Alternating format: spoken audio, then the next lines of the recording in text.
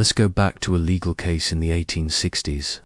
Rylands versus Fletcher case. It all started when a man named Rylands decided to build a big reservoir on his land to power his mill. Sounds normal, but here's the twist. Deep beneath his property, hidden from view, were old, abandoned mine shafts. And these shafts just so happened to connect to his neighbor, Fletcher's active, working coal mine. Guess what happened next? Rylands filled his new reservoir with water. A lot of water, but the ground wasn't as solid as he thought. The water broke through into the old mine shafts, flowed through the underground tunnels, and gushed into Fletcher's mine, completely flooding it.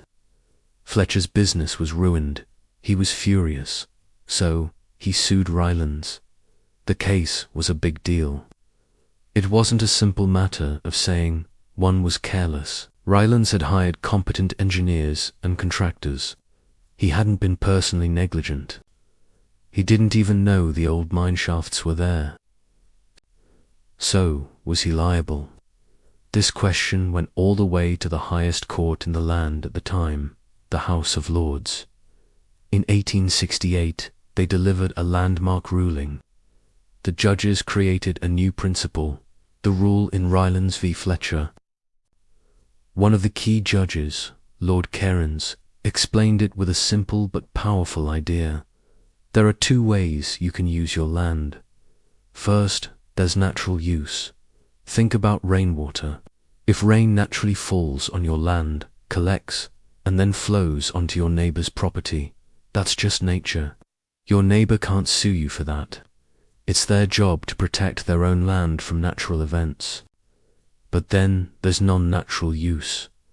This is when you bring something onto your land that isn't naturally there, especially if it's dangerous and you collect it in large amounts. Lord Cairns said that building a massive reservoir was a perfect example. By artificially collecting a huge body of water in a place where it wouldn't normally be, Rylands was doing something non-natural. And here's the crucial part. If you engage in a non-natural use of your land, you do so at your own risk.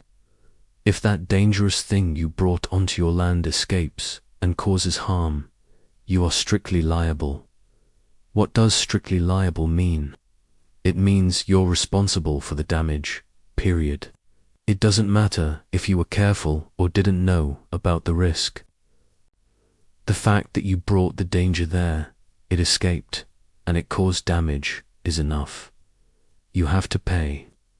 So, the court decided that because Rylands Reservoir was a non-natural use of the land, he was strictly liable for the damage caused to Fletcher's mine. He had to compensate Fletcher for the losses, even though he hadn't been personally careless.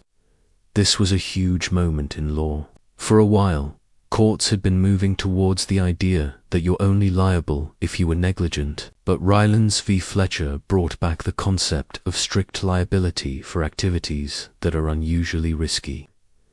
The judgment made it clear. The law must protect people's right to enjoy their property without it being damaged by a neighbor's hazardous activities. The rule in Rylands v. Fletcher is still incredibly relevant. It forms the basis for many modern laws about environmental protection and industrial safety. Think about a chemical plant storing hazardous materials, or a company engaged in fracking, or even large-scale energy storage facilities.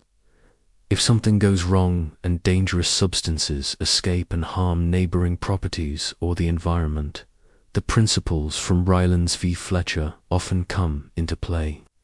The company might be held strictly liable, even if they took precautions.